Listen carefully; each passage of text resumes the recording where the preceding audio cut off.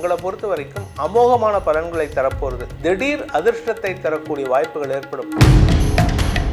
நீங்கள் உங்களுடைய வாழ்க்கையில் பல முக்கியமான முடிவுகள் எடுக்கிறதுக்கான நேரத்தில் இருக்கீங்க. அதை சாதகமாக பயன்படுத்திக்கோங்க. குரு உச்சஸ்தானத்துக்கு போகிறதுனால திடீர் அதிர்ஷ்டத்தின் மூலமாக பண வருமானம் ஏற்படும். குரு பெயர்ச்சி பலன்கள் மேஷராசி நண்பர்களுக்கு. இந்த குரு பெயர்ச்சியானது உங்களுக்கு பாக்யாதிபதினு சொல்லக்கூடிய குரு பகவான் தன்னுடைய உச்சஸ்தானமான 4ஆம் இடத்துல சுகஸ்தானத்தில் உச்சமடைகிறார். திருக்கணித பஞ்சாங்கம் பிரகாரம் வருகின்ற ஜூன் 1ஆம் தேதி 2026 ஜூன் 1ஆம் தேதி இரவு 11 மணிக்கு மிதுன ராசியிலிருந்து தன்னுடைய உச்ச வீடான கடகராசிக்கு குரு பகவான் பயிற்சி ஆகிறார். இதுதான் குரு பயிற்சி. சுகங்கள் அதிகரிக்கும். குறிப்பாக சொத்து வாங்கிறதுக்கான யோகம் ஏற்படும். உங்களுக்கு என்ன வயசுங்கிறது முக்கியம் இல்லை, சொத்து வாங்கிறதுக்கான வாய்ப்பு இருக்குது. வீடு மனை வாங்கிறதுக்கான வாய்ப்பு இருக்குது. தாயாரின் செயல்பாடுகளில் நல்ல முன்னேற்றம் ஏற்படும். தாயாரின் நண்பர்கள் மூலமாக உங்களுக்கு உதவிகள் கிடைப்பதற்கான வாய்ப்புகள் ஏற்படும். அதே சமயம் உங்களுடைய தாயாருடைய ஹெல்த்தில் நல்ல இம்ப்ரூவ்மெண்ட் ஏற்படுறதுக்கான வாய்ப்புகளும் ஏற்படும். பொதுவாக குரு பகவான் எல்லா கிரகங்களுக்குமே பார்வை பலம் ஒன்று இருக்கும், ஸ்தான பலம் ஒன்று இருக்கும். ஸ்தான பலம்னா இருக்கிற இடத்த எப்படி இருக்கும்னு. இந்த இடம் குரு உச்சஸ்தானத்துக்கு போகிறதுனால அவருடைய பார்வை பலம் ரொம்ப சூப்பர். அவருடைய பார்வை பலம் உங்களுக்கு எங்கே கிடைக்கிறது? 8ஆம் இடத்துக்கு கிடைக்கிறது, 10ஆம் இடத்துக்கு கிடைக்கிறது, 12ஆம் இடத்துக்கு கிடைக்கிறது. வீட்டை விட்டு வெளியில் போகாத மேஷராசி நண்பர்களுக்கு வீட்டை விட்டு வெளியில் மட்டும் இல்லை, ஊரை விட்டு வெளியில் மட்டும் இல்லை, ஸ்டேட்டை விட்டு வெளியில் போகிறதுக்கோ கடல் கடந்து போகிறதுக்கோ வாய்ப்புகள் வரும். It will be a temporary stent. கொஞ்ச நாளைக்கு தான் போவீங்க, 1 வருஷம் போவீங்க, இல்லை 6 மாதம் போவீங்க. ஆனால் அந்த 6 மாதமே அடுத்த 1.5 வருஷத்தில் சம்பாதிக்க வேண்டிய விஷயத்தையெல்லாம் சம்பாதிக்கிறதுக்கான வாய்ப்பு இருக்குது. புதிய பதவி கிடைப்பதற்கான வாய்ப்புகள் ஏற்படும். இன்னும் சொல்லப்போனால் அரசியல்வாதிகளுக்கெல்லாம் தமிழ்நாட்டில் இருக்கிறவங்க, கேரளாவில் இருக்கிறவங்க, கர்நாடகாவில் இருக்கிறவங்க தங்களுடைய ஸ்டேட்டை விட்டு சென்ட்ரலுக்கு போய் வேலை பண்ணுற மாதிரி இருக்கும். புதிய பொறுப்புகள் கிடைப்பதற்கான வாய்ப்புகள் ஏற்படும். இன்னும் சில பேர்த்துக்கு அரசியலில் ரிட்டையர் ஆகிட்டு அரசாங்க கவர்னராக உட்காரத்துக்கு கூட வாய்ப்பு இருக்குது. இந்த மேஷராசியில் பிறந்தவங்களை பொறுத்த வரைக்கும் 4ஆம் இடத்துல குரு வரார், சுகஸ்தானத்துக்கு வரார். அதனால் உங்களுக்கு சொத்து சேர்க்கை ஏற்படுறதுக்கான வாய்ப்பு இருக்குது. அது எப்படி சார் செலவாகும் அப்படின்னா, 4ஆம் இடத்துலேருந்து குரு 12ஆம் இடத்தை தன்னுடைய சொந்த வீட்டை பார்க்குறாரு, அங்கே இருக்கக்கூடிய சனியை பார்க்குறாரு. பொதுவாக இந்த 7.5 சனி நடக்கும்போது நீங்கள் நிலத்தில் முதலீடு பண்ணணும்னு சொல்லுவாங்க. ஏன் அப்படின்னா, நிலத்தில் முதலீடு பண்ணினீங்கன்னா அதில் போய் பணம் பிளாக் ஆகிடும். அப்போ என்ன ஆகிடும், உங்களுக்கு ஃபினான்ஷியலாக நீங்கள் டைட் ஆகிடுவீங்க, ஃபினான்ஷியல் க்ரன்ச் வந்துடும். ஆனால் இந்த சனியை பொறுத்த வரைக்கும் ஒன்றா உங்களை சம்பாதிக்க விடாமல் பண்ணும், இல்லை கடனில் மாட்ட வைக்கும், இல்லாட்டி எங்கேயாவது பணத்தை கொடுத்து ஏமாற வைக்கும். நீங்கள் கொஞ்சம் சாமர்த்தியமாக யாராவது ஒரு அட்வைஸரோட நீங்கள் நிலத்தை வாங்கிட்டீங்கன்னா பணம் பிளாக் ஆகிடும், பணம் சேஃப் ஆகிடும். அதே சமயம் பணம் உங்களுக்கு ஃபினான்ஷியல் க்ரன்ச் இருக்கும், இல்லைன்னு சொல்ல. ஆனால் 7.5 சனி முடியும் பொழுது உங்களுக்கு அந்த எந்த நிலத்தை வாங்கினீங்களோ அதன் மூலமாகவே விமோச்சனம் கிடைப்பதற்கான வாய்ப்புகள் ஏற்படும். ஸோ மொத்தத்தில் நில முதலீடுங்கிறது உங்களுக்கு ரொம்ப சூப்பராக இருக்கும். வயசானவங்க 70 வயசு 60 வயசுக்கு மேலே சீனியர் சிட்டிசன்ஸ் கொஞ்சம் கவனமாக இருக்கணும். எதில் கவனமாக இருக்கணும்? உங்களுக்கு உயிருக்கெல்லாம் ஆபத்து கிடையாது. ஆனால் எங்கேயாவது தண்ணி இருக்கிற இடத்துல நடந்து போகிறீங்க, வீட்டில் மொசைக்கில் நடந்து போகிறீங்க, இல்லை கிரானைட்டில் நடக்கிறீங்கன்னா கொஞ்சம் கவனமாக இருங்க. நல்ல காலை ஊனி நடக்கிறதுக்கான முயற்சியில் ஈடுபடுங்க. கையில் ஒரு ஊன்றுகோல் வச்சுக்கோங்க. அதே மாதிரி ரோட்டில் நடந்து போகிறீங்க, இந்த ஈவினிங்கில் வாக் போகிறேன், கோயிலுக்கு போகிறேன், சத்சங்கத்துக்கு போகிறேன் அப்படின்னு போகிறவங்கெல்லாம் கூட கொஞ்சம் கவனமாக இருந்துக்கிறது நல்லது. தாயாரின் ஆரோக்கிய விஷயத்தில் சற்று கவனம் கொள்வது உங்களை பொறுத்த வரைக்கும் முக்கியமான கடமையாக இருக்க வேண்டும். அதே சமயம் உங்களுடைய தாயாரின் செயல்பாடுகளில் நல்ல மாற்றங்கள் ஏற்படுறதுக்கான வாய்ப்பு இருக்குது. இத்தனை நாள் சண்டை, அம்மாவுக்கும் உங்களுக்கு பேச்சுவார்த்தையே இல்லை. இப்போ திடீர்னு அவங்களே வருவாங்க, தம்பி வாப்பா எனக்கு கொஞ்சம் ஹெல்ப் பண்ணுப்பா அப்படின்ட்டு. அம்மாக்கிட்ட மட்டும் என்றைக்கும் ஈகோ பார்க்காதீங்க. அது மட்டும் பார்த்துட்டிங்கன்னா உங்கள் வாழ்க்கையில் யாருக்கிட்டையுமே ஜெயிக்க முடியாது. இந்த நம்ம ஊரில் ஒரு பழமொழி சொல்லுவாங்க, சினிமாவில் கூட ஒருத்தர் ஒரு பெரிய உச்ச நடிகர் சொன்னார், வெளியில் ஜெயிக்கணும்னா வீட்டில் தோற்றுப்போ, மனைவி வீட்டை தோற்றுப்போ அப்படின்னாங்க. இது மனைவிக்கு மட்டும் இல்லை, அம்மாக்கிட்டையும் தான். ஸோ அதனால் உங்களை பொறுத்த வரைக்கும் உங்கள் வாழ்க்கையில் தாயாருடைய பங்கு அளப்பரியதாக இருக்கக்கூடிய நேரம் இது. இதில் நல்ல விஷயம் என்னென்னா, 9ஆம் வீட்டதிபதி உச்சமடைகின்ற பொழுது பாக்கியஸ்தானம் வலுப்பெறுகின்றது. தந்தைக்காக நல்ல விஷயங்கள் நடக்கிறதுக்கான வாய்ப்பு இருக்குது. தந்தைக்கு, அதாவது தந்தையுடைய வளர்ச்சிக்காக நீங்கள் முதலீடு செய்யக்கூடிய வாய்ப்புகள் ஏற்படும். அதே சமயம் இந்த காலகட்டத்தில் உங்களுடைய 10ஆம் இடத்தை குரு பார்க்கறதுனால உங்களுடைய தொழில் முன்னேற்றம் ஏற்படுறதுக்கான வாய்ப்பு இருக்குது. தொழில் வியாபார உத்தியோக மேன்மை ஏற்படும். ஆனால் அதே சமயம் சிலருக்கு அப்பாவுக்கு வயசாகிடுது, எனக்கும் வயசாகிடுது அப்படின்னு பையனாக இருக்கிறவங்களுக்கு தங்களுடைய தந்தைக்கு கடமையாற்ற வேண்டிய நேரமும் வரத்துக்கான வாய்ப்பு இருக்குது. கொஞ்சம் கவனமாக பார்த்துக்கோங்க. இந்த காலகட்டம், இந்த குரு பெயர்ச்சிங்கிறது உங்களை பொறுத்த வரைக்கும் அமோகமான பலன்களை தரப்போகிறது. திடீர் அதிர்ஷ்டத்தை தரக்கூடிய வாய்ப்புகள் ஏற்படும். எப்போவோ யாரோ எழுதி வச்ச சொத்து உங்கள் கைக்கு வரும். இல்லை ஏதோ ஒரு பட்டயம் எழுதி வச்சுருப்பாங்க, ஒரு 200 வருஷத்துக்கு முன்னாடி எழுதி வச்ச பட்டயம். அது யாருக்கு போகணும்னா எங்கெங்கேயோ சுற்றி உங்கள் கைக்கு வரா மாதிரி இருக்கும்.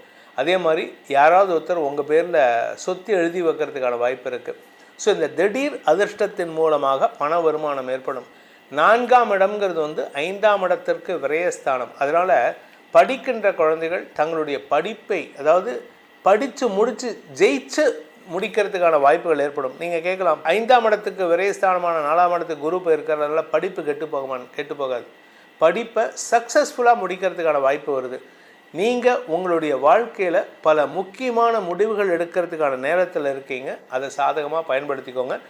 உங்களுடைய வாழ்க்கையில் சுப செலவுகள் ஏற்படுகின்ற வாய்ப்பும் இருக்குது. 7.5 சனியில் திருமணம் பற்றி பேசக்கூடாதுன்னு சொல்லுவேன்.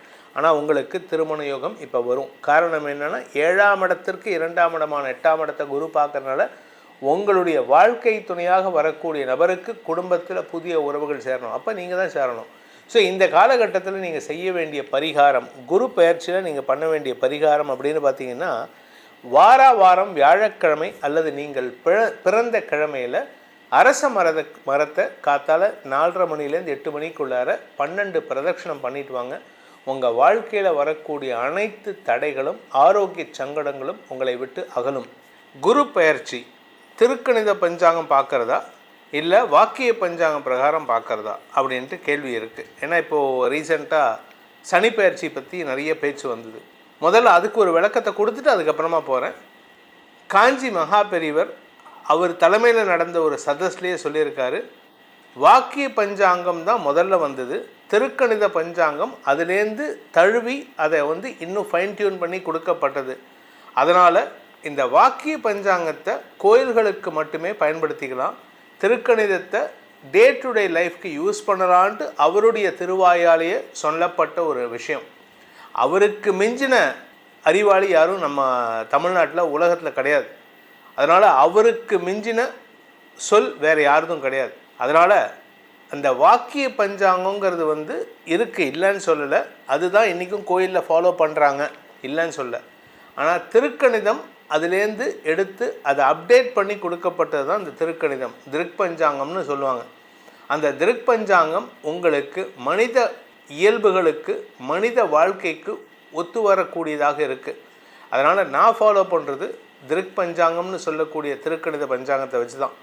அந்த திருக்கணித பஞ்சாங்கம் பிரகாரம் வருகின்ற ஜூன் 1ஆம் தேதி 2026 ஜூன் 1ஆம் தேதி இரவு 11 மணிக்கு மிதுன ராசியிலிருந்து தன்னுடைய உச்ச வீடான கடகராசிக்கு குரு பகவான் பயிற்சி ஆகிறார். இதுதான் குரு பயிற்சி.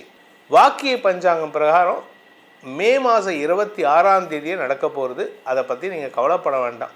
உங்களுக்கு நான் கொடுக்கறது திருக்கணித பஞ்சாங்கம் பிரகாரம் குரு பயிற்சி எப்படி இருக்குன்னு. இந்த குரு பயிற்சியில் 3 ஸ்டேஜஸ் இருக்குது. ஃபஸ்ட்டு குரு பயிற்சி ஜூன் 1ஆம் தேதி நடக்கிறது ராத்திரி 11 மணிக்கு. அதுக்கப்புறம் பார்த்திங்கன்னா அக்டோபர் 31ஆம் தேதி அன்னைக்கு குரு பகவான் அதிசாரமாக கடகராசியிலிருந்து சிம்ம ராசிக்கு பயிற்சி ஆகிறார். இது ஃபஸ்ட்டு.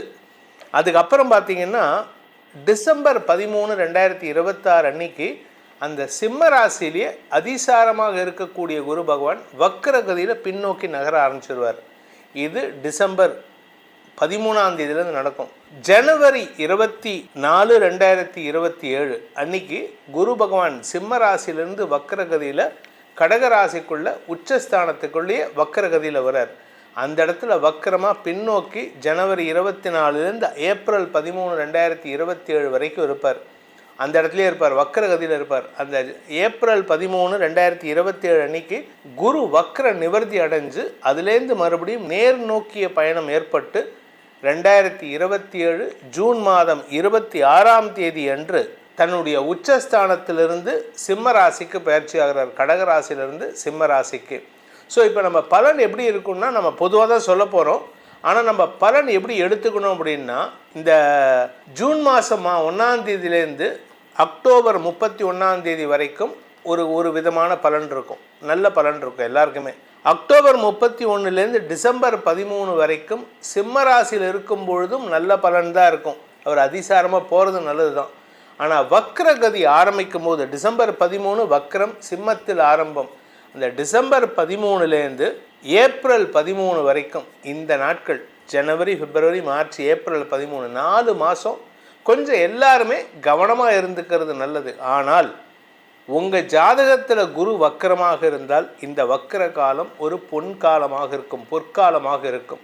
அதனால் அந்த காலகட்டத்தில் நீங்கள் எடுக்கக்கூடிய முயற்சிகள் அனைத்திலும் வெற்றி வாகை சூடுவதற்கான வாய்ப்பு இருக்குது.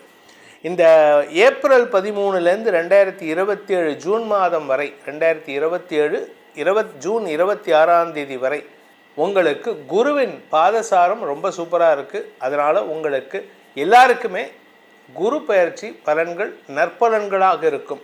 பொதுவாக சனி பயிற்சி ஆகிறதுக்கு முன்னாடி, சனி அடுத்த ராசிக்கு போகிறதுக்கு முன்னாடியிலேருந்தே உங்களுக்கு நெகட்டிவ் பலன்களை காமிச்சிடுவார். இப்போ சனி மீனராசியில் இருக்கார், மேஷராசிக்கு போனால் என்ன பிரச்சனை வருமோ அது மீனராசியில் இருக்கும் போதே கடைசி 6 மாதத்தில் காமிச்சிடுவார். ஆனால் குரு பகவான் என்ன பண்ணுவார்னா, அங்கே போகிறதுக்கு முன்னாடி காமிப்பார். அங்கே போயிட்டு மறுபடியும் ஒரு நெகட்டிவை கொடுத்துட்டு திரும்பி அங்கேருந்து அடுத்த இடத்துக்கு போகிறதுக்கு முன்னாடி இந்த கடைசி 4 மாதம் ரொம்ப சூப்பராக கொடுத்துட்டு போவார், 4லேருந்து 6 மாதம். ஸோ அதுக்கேற்ற மாதிரி உங்கள் லைஃப்பை பிளான் பண்ணிக்கிறதுக்கு முயற்சி எடுத்துக்கோங்க. இந்த குரு பயிற்சி நடக்கும்போது சனி ஒரு தடவை வக்ரமாகிறாரு, வக்ர நிவர்த்தி அடைகிறாரு.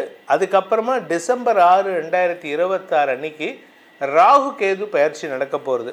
இந்த ராகு கேது பயிற்சி அதாவது டிசம்பர் 6லேருந்து ஜனவரி 24 வரைக்கும் சிம்ம ராசியில் கேது இருப்பார். அந்த சிம்ம ராசியிலேருந்து கேது எங்கே வருவார்னா கடகராசிக்கு வந்துடுவார்.